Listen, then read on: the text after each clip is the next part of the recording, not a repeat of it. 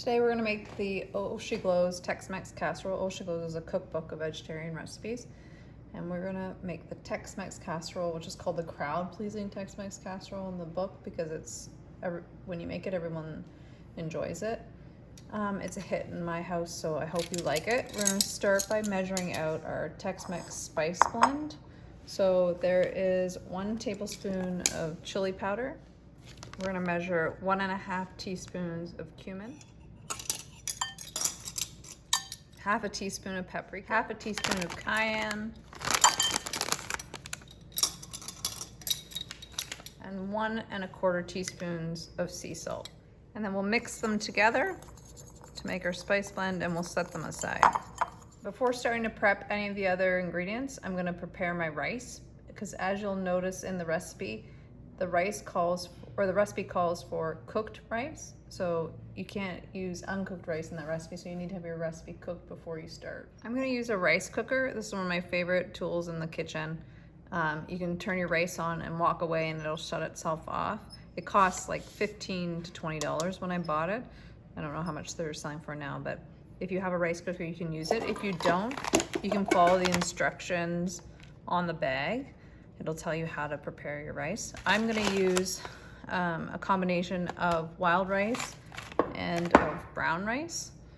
Remember when you're measuring your rice, that rice doubles when you cook it. So if it's looking for 3 cups of rice, you should start with 1.5 cups of dry.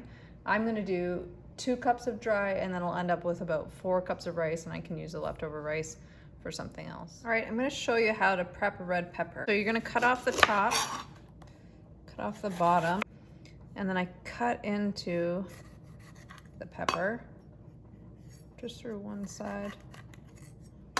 When I do that, the inside has all of the seeds. So I like to run my knife, I'm just gonna show you from this angle really quick, all around the outside to get this centerpiece out. So I'll show you what that looks like.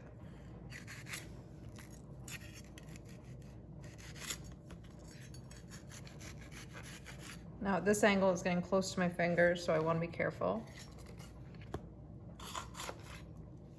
You can take that center part out, and I'm going to throw it in my garbage bowl. This white part is called pith, and it makes it really, it's really bitter, so you don't want that in it. So I'm just really carefully going to cut that out. I'm just going to cut in strips. And then I gather stack of the strips like this and dice them or cut them again. After the peppers, we're gonna prep a jalapeno. So with a jalapeno, you have to be really careful when you're cutting it that you don't touch it and then touch your eyes, because it can burn your eyes like really badly. So you really need to be careful. You want to wash your hands and be careful where you're touching or what you're touching with your hands. I'm gonna do something similar where I cut off both ends of the jalapeno. Then I'm gonna cut it lengthwise down the middle. And then you have a choice about whether or not you wanna leave the seeds in. The seeds add heat. So if you don't like spicy food, you can leave the jalapeno out altogether. If you like somewhat spicy food, you can put the jalapeno in without the seeds. And if you like it spicy, you can leave the seeds in. I like spicy, but I also don't like this pith that much, so I do a little bit of both. So I'm gonna cut it one more time. And this is how you can take the seeds out, or the pith.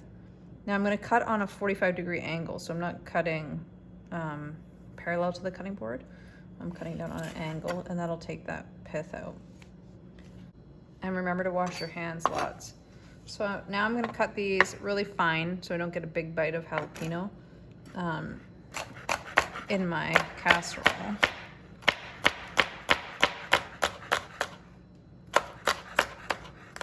For the corn, I'm gonna use frozen corn. So I put 1/2 cup of frozen corn into a bowl, and then I'm just gonna add a little bit of water, like a small amount, maybe a tablespoon, and I'm gonna put it into the microwave to cook it. Okay, now we're gonna prep the spinach. So we need 2 to 3 cups of spinach. But when we prep it, we're gonna take it and we're gonna roll it. And then once we have the rolls, we're gonna slice it. It's called a chiffonade. And then once I have those strips, I can cut them in the opposite direction. I prepped all the ingredients, and we have finished step 1 by making the Tex Mex spice blend. And so now we're gonna do step 2, which is make the casserole. So we're gonna start by preheating the oven to 375, and then we're gonna grease the casserole dish. So it says one that's 4 to 5 quarts, so you need something relatively big. This is stoneware, it's Pampered Chef. That's why it's this color too, it's supposed to be. So this is one option, that's what I'm gonna use. You can also use glass cookware. This is called a casserole dish. So to grease it, I have paper towel and I have olive oil. And I'm gonna use the olive oil by pouring it onto the paper towel. And then using that to rub the grease everywhere on the pan. The next step says to use a large wok or a pot. I don't have a wok, but this is a Dutch oven. This is one that I like to use for dishes like this. It's deep. You need something that's deep that'll hold all the ingredients that we're gonna add. So this is one option if you have something like this, or a regular soup pot, like a large soup pot. The other option is a deep frying pan like this, or a skillet. So this one has just some depth to it, so it can hold a lot of ingredients. If you have something like this, you can use it too. I'm gonna use this one. I'm gonna add 1.5 teaspoons of oil. And I'm gonna turn my heat to about a 5, which is a medium heat. I'm gonna add my onions. The recipe called for a red onion. I had white at home, so I just used a regular white onion. A red onion is a little milder, but as you cook onion, it becomes mild too. So I'm just gonna make sure that I have mine cooked up. Then I'm gonna add my 3 cloves of garlic that's minced. I'm gonna add my 2 diced bell peppers, my 1 diced jalapeno. I'm gonna saute this for 7 to 8 minutes. All right, so my mixture's been cooking for 8 minutes. Now I'm gonna add in the Tex Mex spice blend. I'm gonna add in my corn, 1/2 cup. I'm gonna season with salt and pepper, which means to your taste, like to your liking, how much you think you like or would want in it. Remember, when you're done cooking, you can always add salt and pepper when you go to eat it and actually taste it. I have a 28-ounce can of diced tomatoes, so I'm gonna add half of my can, but you wanna include the tomatoes and the juice that goes with it. I'm gonna add in 1 cup of tomato sauce. I'm gonna add in the 2 to 3 cups of spinach. You can use kale too if you want. I'm gonna add 1 can of black beans, which I've drained and rinsed. At this point, you can also add in a 1/4 cup of shredded cheese. I can't have cheese, so I save that to the end.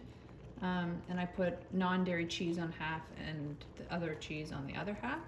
But this is a point where you could add in your regular cheese if you're using regular cheese. I'm gonna stir this all together, mix it all together, and we're gonna let it cook for another few minutes, probably 3 minutes. The spinach will start to wilt. And you can season it with more salt and pepper if you'd like. I just realized I forgot to add the rice. We're gonna add 3 cups of rice. Mine looks this color because of the wild rice. I'm gonna mix that in as well. I've mixed it together. It's cooked for a few more minutes, and now I'm gonna put it into the prepared casserole dish. I poured the mixture into my casserole dish. Now I'm gonna smooth it out. Now I'm gonna take my crushed tortilla chips and I'm gonna sprinkle them on top.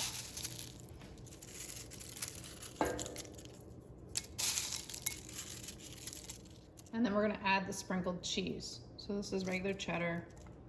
Oops. I'm gonna put some on half. And then I use a dairy-free cheddar for me, so I'm gonna put that on the other half of the dish.